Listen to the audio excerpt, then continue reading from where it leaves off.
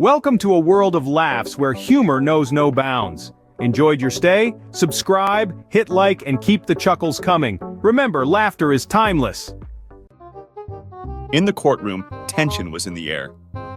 A trial was underway, and the outcome hinged on the testimony of one particular man, a key witness to the events in question.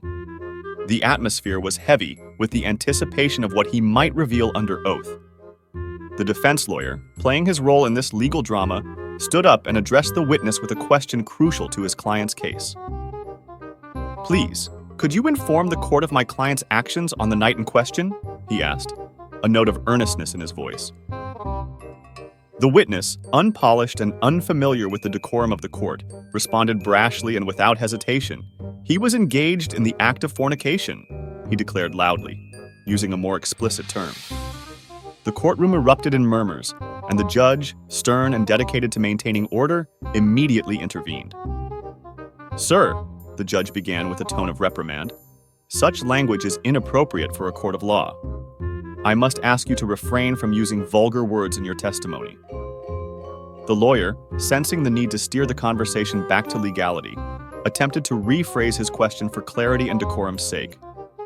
He asked again, "I implore you to reconsider your phrasing and tell the court what exactly was my client doing on that night." The witness, either misunderstanding the judge's warning or too caught up in his emotions, blurted out the same answer. He was definitely engaged in the act of fornication. Once again, he used the crude term for the intimate act. The judge's patience was wearing thin.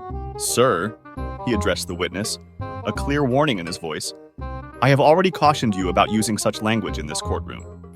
If you choose to use that word again, I will have no choice but to find you in contempt of court, which could result in a 30-day incarceration." The defense lawyer, realizing the volatility of the situation, decided to approach it differently. He said, "Please, if you could, describe in detail, without using explicit language, what my client was engaged in on the night of the incident." The witness, pausing for a moment, seemed to be pondering deeply on how best to articulate the situation without running afoul of the judge's directive. Then, a spark of inspiration struck, and he recited in a rhythmic tone, his pants were down to his knees, his ass was swinging in the breeze.